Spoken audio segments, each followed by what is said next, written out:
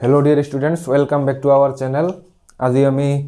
जेहेतु मेट्रिक परीक्षा आहिए पाले आरो बेसि दिन नाई गतिके विगत जोৱা 10 বছৰৰ যিবিলাক মেট্ৰিকত আহিছিল কোৱেশ্চন एमसीक्यू বা শৰ্ট কোৱেশ্চন সেইবিলাক আলোচনা কৰিম। যেহেতু বৰ্তমান एमसीक्यूৰ পৰা 45 মাৰ্কস আহিয়ে থাকে, তো আজি লৈছো 2014 তো 2014 ত কি আহিছিল।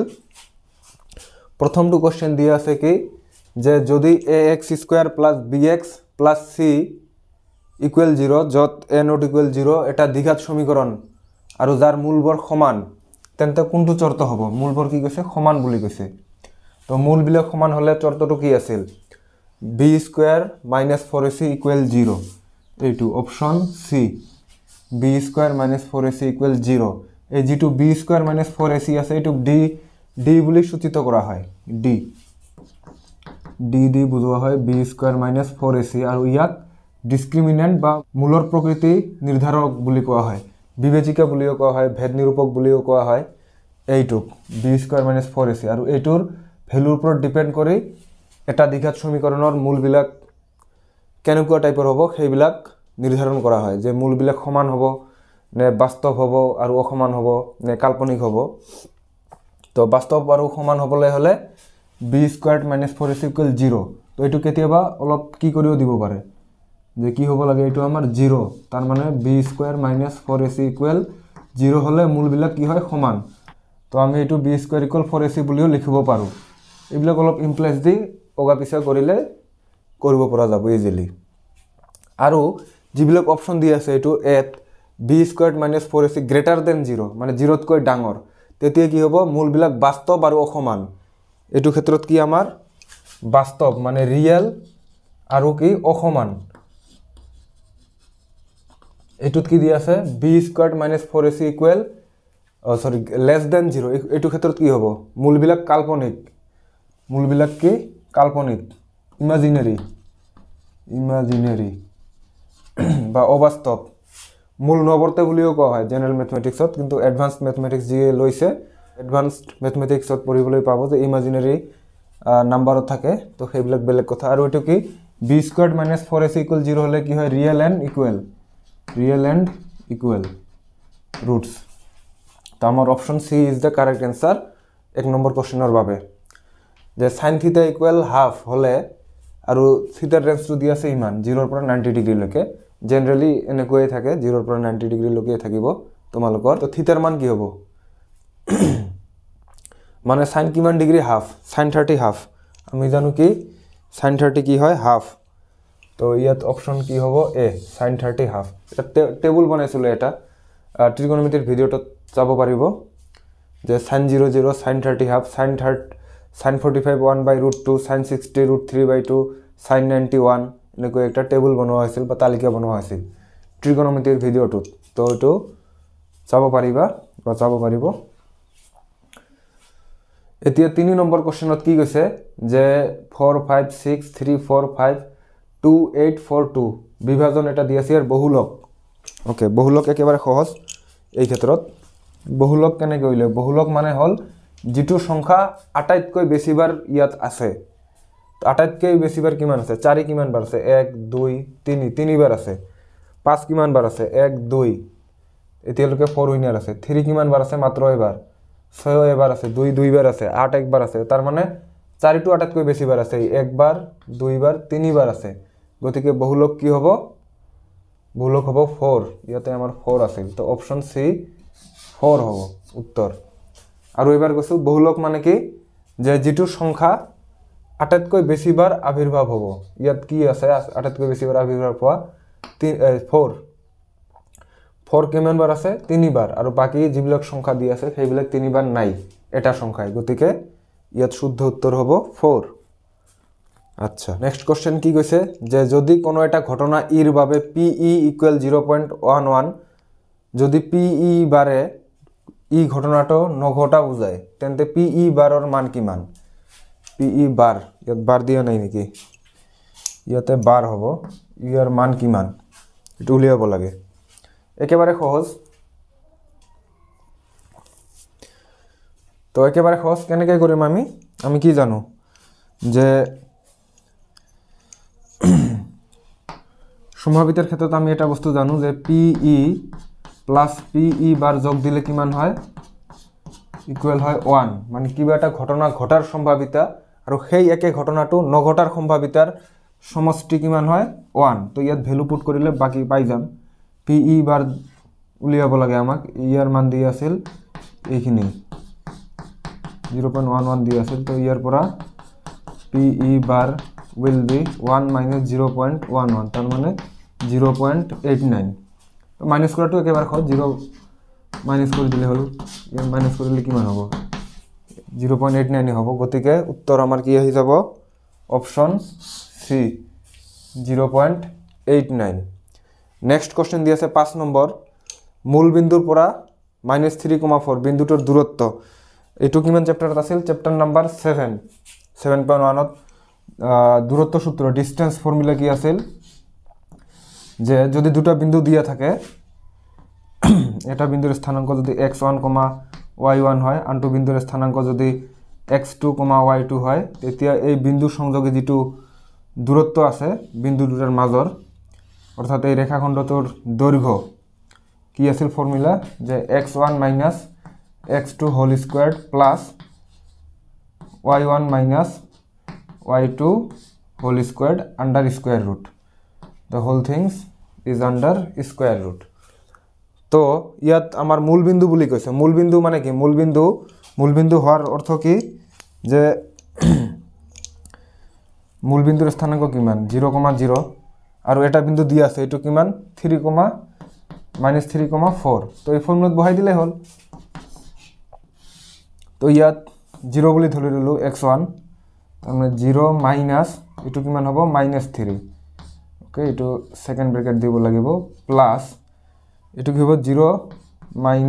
- 4 হোল স্কয়ার্ড এটো সলভ কৰিলে কিমান হ'ব 0 - -3 মানে +3 এর স্কয়ার মানে কিমান 9 প্লাস এটো কিমান -4 এর স্কয়ার মানে কিমান হ'ব 16 যোগ কৰিলে কিমান হ'ব √25 আৰু 25 এর বর্গমূল 5 তো অপশন কি হ'ব অপশন ডি কিন্তু ইয়াতে এটা ট্রিক আছে বা টিপস আছে হেতু কি যদি মূল বিন্দুৰ পৰা কোৱা থাকে প্ৰশ্নত মূল বিন্দুৰ পৰা দূৰত্ব উলিওৱা তেতিয়া অকল যেটো বিন্দু দিয়া থাকিব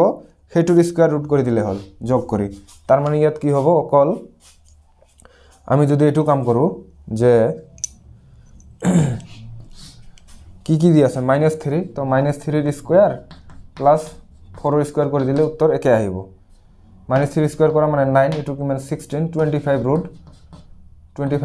অর্থাৎ 5 তো এটো অকল মূলবিন্দু যদি কোয়া থাকে তো সেই ক্ষেত্ৰত আমি ফৰ্মুলাত নবহাই ডাইৰেক্ট এনেকৈ কৰি দিব পাৰো তাৰ মানে যদি কোশ্চেনটো আমি জেনাৰেলাইজ কৰিব খুজো কি লিখিব পাৰিম যে মূলবিন্দু আৰু x, y বিন্দুৰ মাজৰ দূৰত্ব কি লিখিব পাৰো আমি √x² + y² বুলি ডাইৰেক্ট লিখি দিব পাৰো ইমান একক যিমান আহিব ইমান একক ওকে আৰু 6 নম্বৰ যেটো কোশ্চেন দিছে বৰ্তমানৰ জেনাৰেল ম্যাথছৰ ছাত্ৰ-ছাত্ৰী এটো স্কিপ কৰিব পাৰে কাৰণ এটো এডভান্স ম্যাথমেটিক্সত এইবিলাক কোশ্চেন থাকে তথাপিও কৰি দিছো জেনাৰেল ম্যাথমেটিক্সৰ বৰ্তমানৰ ষ্টুডেন্ট বিলাকে এটো কোশ্চেন স্কিপ কৰিব পৰা তো কৰি দিছো তথাপিও মই কি হ'ব এটো কি হ'ব b - a হোৱা মানে কি a b d f - a b c d e f তো এনেকুৱা বিয়োগ কৰাৰ ক্ষেত্ৰত কি বুজায় যে b - a আছে মানে b ৰ কোনবিলাক মূল্য এত নাই তো a ইয়াতো আছে নহব b ইয়াতো আছে নহব d ইয়াতো আছে নহব f ইয়াতো আছে নহব তেনৰ কি থাকিল 0 তো 0 আমি সংহতি 0 এনেকৈ নিলিখি মাছ দিয়ে টান দি দিও ইয়াক ফাই বুলি কোৱা হয় মানে ৰিক্ত সংহতি বুজায় নাইও কি দিয়ে বুজোৱা হয় ফাই ওকে নেক্সট কোশ্চেন লৈ আহিছো 7 নম্বৰ কোশ্চেন যদি a = PQR এটা সংহতি দি আছে PA এর অর্থ হৈছে ঘাত সংহতি এটোৰ ভ্যালু উলিয়াব লাগে এটো এডভান্স মেথড হয় তথাপি কৰি দিছো জেনাৰেল ম্যাথছৰ বিলাকে স্কিপ কৰিব পাৰিবা PA কি হ'ব ঘাত সংহতিৰ অৰ্থ হল যে যেটো সংহতি দিয়া থাকিব তাৰ মৌলবিলাক লৈ গঠন কৰিব পৰা আটাইবিলাক উপসংহতিৰ সংহতি তো এডভান্স ম্যাথছৰ বিলাকে বুজিব কৰি দিছো কি হ'ব P এবাৰ আহিব অকলে Q আহিব এবাৰ অকলে আৰু R এবাৰ আহিব অকলে এবাৰ দুটা কই লৈ PQ, PR, কিউ আর দুটা কয় গল এবার তিনিটা লই পি কিউ আর এবার এটাও নলই মানে ফাই তো এতে কিমান হল 8টা হব লাগিব 1 2 3 4 5 6 1 2 3 4 5 6 7 8 8 হইছে আৰু 8 হইছে বুলি কেনেকৈ গম পাম 2 টু দি পাৱাৰ যিমানটা মৌল থাকিব তিনিটা আছিল তিনি তাৰ মানে 8 ইয়াত গম পাব লাগিব যে 8টা আহিব যদি ইয়াতে মৌল 4টা থাকিল হয় তেতিয়া 2 টু দি পাৱাৰ 4 মানে 16টা থাকিল হয় আৰু এক্সামত সাধাৰণতে হয় 3টা নাইবা 4টা দিয়া থাকে তাতকৈ বেছি দিয়া না থাকে আৰু বহুত ডাঙৰ হৈ যাব যে 5টা দিয়া থাকিলে 32 হৈ যাব ওকে নেক্সট কি দিয়া আছে যদি px দিয়া আছে এটা বহুপদ তেন্তে p - 2 এর ভ্যালু লব লাগে একেবারে সহজ গিভেন বলে লিখিবা px = this সলিউশন কেনে করিবা করে দিয়েছো +7x + 3 তার তলত লিখিবা therefore p - 2 x এর ঠাইত -2 বহাই দিলে হল -2 র কিউব -5 * -2 র স্কয়ার +7 * -2 + 3 তো এটা হিসাব কৰিব লাগিল -2 ৰ কিউব কিমান হ'ব -8 -5 * 2 ৰ স্কয়াৰ কিমান হয় 4 তাৰ মানে এটো কিমান হ'ব আচ্ছা এবাৰ লিখি লৈছো 4 এটো কিমান হ'ব মাইনাসে প্লাসে মাইনাস 7 * 2 = 14 +3 তাৰ পিছত কি হ'ব -8 -20 -14 +3 তো হিসাব কৰিলে কিমান হ'ব এটো 14 8 4 12 2 হাতত 1 2 কে 3 হাতের কে 4 যোগ 3 তার মানে -39 তো -39 will be the correct answer will be the answer next কি কৰিব লাগিব যে 3 আৰু -3 ৰে গঠন কৰিব পৰা দ্বিঘাত সমীকরণ আচ্ছা দ্বিঘাত সমীকরণ ফর্মুলাটো লিখি লৈছো কি যে দ্বিঘাত সমীকরণ ইকুয়াল মূল এনেকৈ হ'ব x² মাইনাস মূল দুটার সমষ্টি এটো ফর্মুলা ইনটু x প্লাস মূল দুটার গুণফল ইকুয়াল 0 তো এটো ফর্মুলা দিয়ে আমি দ্বিঘাত সমীকরণ গঠন কৰিব পাৰিম যদিহে মূল দুটা দিয়া থাকে বা কেতিয়াবা এটা মূল দিয়াও থাকে তথাপিও কৰিব পৰা যায় কি হ'ব তেনে হলে ইয়াত এই ক্ষেত্ৰত কি হ'ব এই ক্ষেত্ৰত আমি লিখিম x² মাইনাস মানে নির্ণয় দ্বিঘাত সমীকরণটা হবো বলি লিখি x² মাইনাস মূল দুটার সমষ্টি মূল দুটা কি কি দিয়া আছিল 3 আৰু -3 তাৰ মানে 3 আৰু -3 এর যোগফল ইনটু x প্লাস মূল দুটার গুণফল কি হবো 3 * -3 ইকুয়াল কি 0 তেন হলে সলভ কৰিলে কি পাম x² মাইনাস 3 আৰু প্লাসে মাইনাসে -3 মানে 3 - 3 0x 0x মানে তো নাইকিয়ে হৈ যাব তাৰ পিছত এটো কিমান হ'ব -3 3 * 9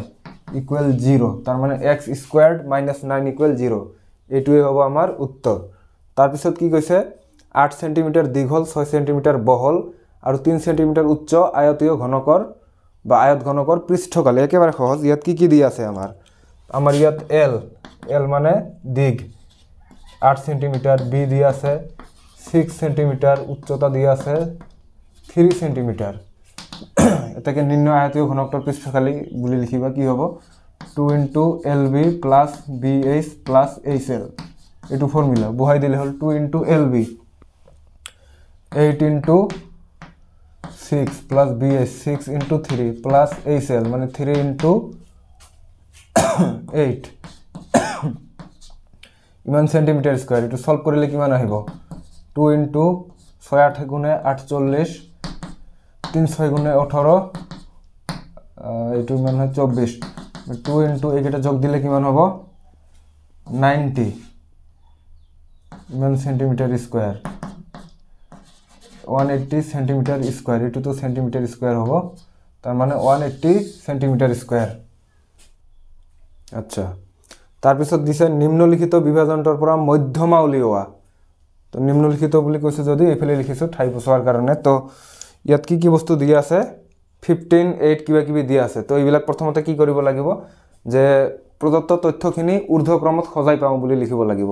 বা অধক্ৰমত সজাই পাওঁ লিখিলেও হ'ব তো আমি ঊৰ্ধ্বক্ৰমত লিখিম কাৰণ ঊৰ্ধ্বক্ৰমত সজোৱাটো অলপ সহজ সৰুৰ পৰা ডাঙৰলৈ লিখি গ'লে হ'ল তো আটাইতকৈ সৰু ইয়াত কি আছে 3 ওকে তাৰপিছত তাতকৈ অলপ ডাঙৰ 4 আছে আচ্ছা 4ৰ পিছত অলপ ডাঙৰ কি আছে আমাৰ 3 গৈছে 4 গৈছে 5 9 6 আছে 6 লিখিছো 6ৰ পিছত 7 আছে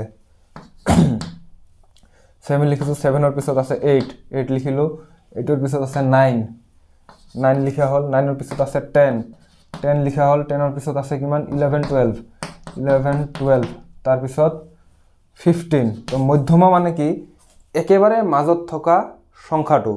তো একেবাৰে মাজত ইয়াত কি যেহেতু কেইটা আছে 1 2 3 4 5 6 7 8 9 10 তো 10টা আছে তার মানে যদি যুগ্ম সংখ্যক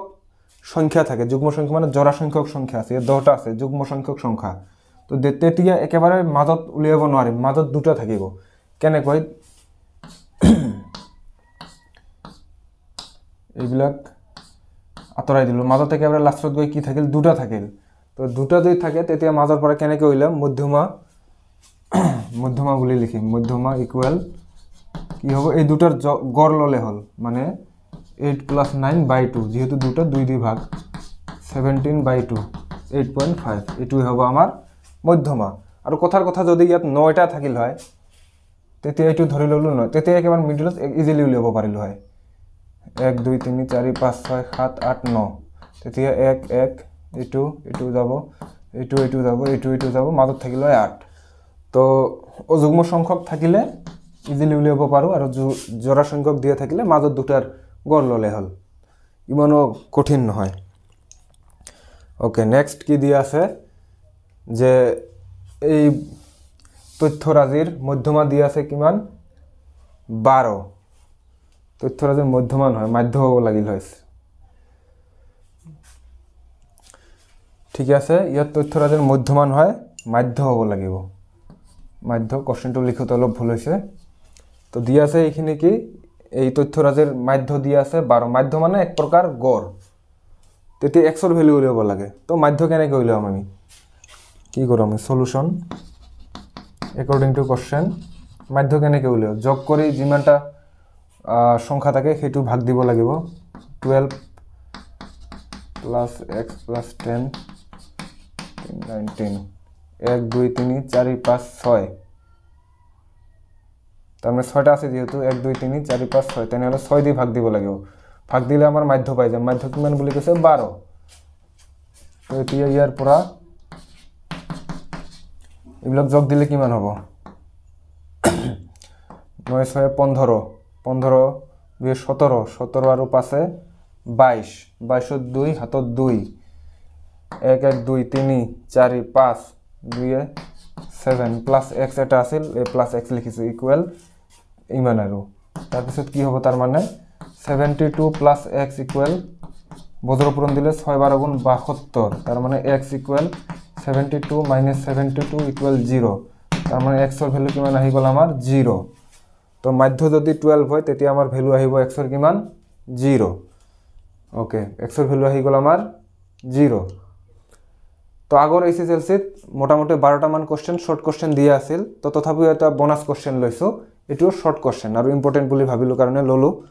কি কৈছে যে ইয়াত এটা দ্বিঘাত সমীকৰণ দিয়া আছে যাৰ মূল দুটা 2 আৰু 3 তেতিয়ালে কেৰ মান উলিয়াব লাগে একেবাৰে সহজ তো প্ৰদত্ত সমীকৰণটো কি দিয়া আছে 2x² - 10x + k = 0 তো ইয়াত আমি abc বিলাক আগতে লিখি ললো ইয়াত a কিমান মানে x² লগত থকাটো 2 b কিমান x ৰ লগত থকাটো -10 আৰু c কিমান ইয়াত k যদি কেতিয়াবা x ৰ লগত থকাটো নিদিয়ে তথাপিও আমি b = 0 বুলি লিখিম তেতিয়া ওকে এইবিলাক আমি ডিসকাস কৰিছো আগতে দ্বিঘাত সমীকৰণৰ চেপ্টাৰটোত বা ভিডিওটোত তো ইয়াত আমাৰ কি কি দিয়া আছে মূল দুটা 2 আৰু 3 কেৰ মান উলিয়াব লাগে তো আমি আগতে আলোচনা কৰিছিলো যে মূল দুটাৰ সমষ্টি কি হয় আমি জানো কি মূল দুটাৰ সমষ্টি -b/a তো মূল দুটাৰ সমষ্টি মানে কি হ'ব 2 + 3 তো -b কিমান আছে ইয়াত -10/a a মানে কিমান 2 তো 5 হ'ব ইয়াতো 5 হ'ল তাৰ মানে এটো কথাটো ঠিকই আছে কিন্তু এটো দি আমাৰ কাম নহৈ আছে কাৰণ 5 = 5 গতিকে এইটো আমাৰ নিলিখিলেও হ'ব আমি বেলেগ আৰু এটা বস্তু জানো যে মূল দুটাৰ গুণফল কিমান হয় c/a তো মূল দুটাৰ গুণফল লৈছো 2 আৰু 3 এর পূরণফল c/a c মানে কি k বাই a a মানে কি 2 তার মানে এটার পুরা কি পাম আমি 6 = k/2 তো देयरफॉर k = বজ্রপূরণ দিলে কিমান হবে 12 देयरफॉर k এর ভ্যালু আমার আহি গল 12 তো এনেকো কোশ্চেন এতেও দিব পারে আর কোশ্চেনটো ভালো আছে মোটামুটি তো আজির কারণে এইখিনিয়ে নেক্সট আৰু কোশ্চেন দিবলৈ যত্ন কৰিম আৰু তোমালোকেও ভালকে পৰীক্ষা দিবা বুলি আশা থাকিল গতিকে আজিৰ কাৰণে এইটো ভিডিওত ইমানেই তোমালোকৰ মই সময় নষ্ট কৰিব খোজা নাই তো ধন্যবাদ